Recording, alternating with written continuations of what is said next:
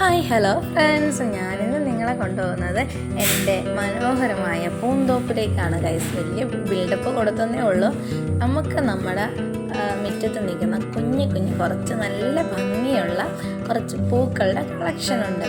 എന്ത് പൂവാണോ എന്ത് തരം പൂവാണോ എന്നൊന്നും എനിക്ക് എക്സ്പ്ലെയിൻ ചെയ്യാൻ അറിഞ്ഞൂടെ ഗൈസ്. അപ്പോൾ നമ്മുടെ നാട്ടിലൊക്കെ കണ്ടുവരുന്ന നല്ല ഭംഗിയുള്ളത് കണ്ടില്ലേ, നമ്മുടെ ശംഖുപുഷ്പമാണ്. ആ പൂ എനിക്കറിയാം. ഓക്കെ, അങ്ങനെ കുറച്ച് പൂക്കളെ മാത്രം എനിക്ക് പരിചയമുണ്ട്. എന്നാലും കാണാനൊരു ഭംഗിയില്ലേ, നമ്മുടെ വീട്ടിൽ ഇങ്ങനെ പൂക്കൾ നല്ലപോലെ ഉണ്ടായി നിൽക്കുന്നത് കാണാൻ പ്രത്യേക ഭംഗിയാണ്.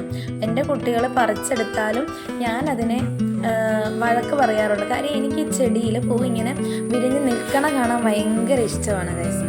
നിങ്ങൾക്ക് അങ്ങനെ തന്നെയെന്ന് വിശ്വസിക്കുന്നു. കുഞ്ഞുമക്കളെ എല്ലാവർക്കും ഒരു വൻ വെല്ലുവിളിയാണ്. ഇവന്മാരത് ആ മൊട്ടിടുമ്പോൾ തന്നെ അത് പൊട്ടിച്ച് ദൂരെ കളയും പോകും. ഓക്കെ, എന്തായാലും ഇത് വാടാമില്ല പൂവ് നല്ല ഭംഗിക്ക് ഒത്തിരി ഉണ്ട് കേട്ടോ. ഈ പൂവിൻ്റെ പേര് എനിക്ക് തീരെ അറിയാൻ പാടില്ല. നല്ല മുള്ളൊക്കെയുള്ള നല്ല ഭംഗിയുള്ള പൂവാണ്. പക്ഷേ അതിനെ തൊട്ട വിവരം അറിയും. ആ മുള്ള നമ്മുടെ കയ്യിൽ തിറങ്ങി കയറും. പിന്നെ ഇതും ഒരു ഹാങ്ങിങ് ലീവ്സിൽ പെട്ട ഒരു പൂവാണ്. ഒട്ടുമിക്ക വീടുകളിലും ഇത് കണ്ടിട്ടുണ്ട് കേട്ടോ. പിന്നെ ഇത് നമ്മുടെ കോമൺ ആയിട്ടുള്ള ജമന്തി എന്നാണ് ചില സ്ഥലങ്ങളിൽ പറയണേ. നമ്മൾ നൈസായിട്ട് മാങ്ങാനാറി പൂവെന്നൊക്കെ പറയും. ഒരു മത്ത സ്മെല്ലുള്ളത് കാരണം അങ്ങനെ ഒരു പേരിട്ടാണ് ഞങ്ങൾ വിളിക്കുന്നത് ഈ പൂവിനെ. പിന്നെ പറയാനായിട്ട് പല നിറത്തിലുള്ള കുഞ്ഞു ഉഷമലരെന്നാണ് ഈ പൂവിന് നമ്മൾ പറയുന്നത്.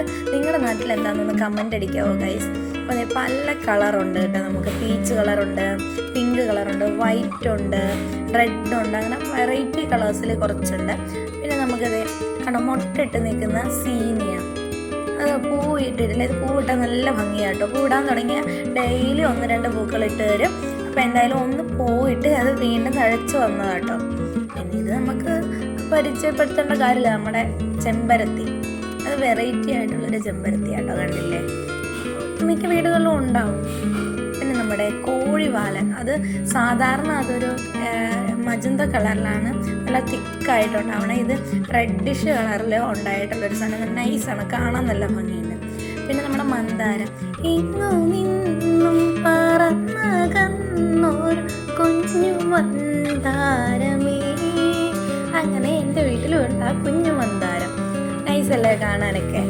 ഓക്കെ, പിന്നെ നമുക്ക് മന്ദാരം ഉള്ളിടത്തൊരു തുളസിയും കൂടെ, ഒത്തിരി തുളസി. നമ്മുടെ ഈ അരിയിന്ന് തുളസിയുടെ കതിരിന്ന് പൊട്ടിമുളച്ച് നൈസായിട്ടുണ്ടായ തുളസി ആട്ടോ. തുളസി ഉള്ളപ്പോൾ നമുക്ക് ചെത്തി വേണമല്ലോ. നല്ല ഒന്നാന്തരം ഒരു പൂക്കൊല ഞങ്ങളുടെ ചെത്തി എനിക്ക് സമ്മാനിച്ചു.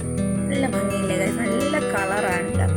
പിന്നെ നമുക്ക് മുറ്റത്തിനൊക്കെ ഭംഗിയാക്കാനായിട്ട് കുറച്ച് 4 മണി പൂവ്, 10 മണി 4 മണി എന്നൊക്കെ പറയണ ഇനത്തിൽപ്പെട്ട നല്ല ഒരു പിങ്ക് കളറിലുള്ള ഒരു അടിപൊളി ഡാർക്ക് പിങ്ക് കളറിലുള്ള പൂവാട്ടോ.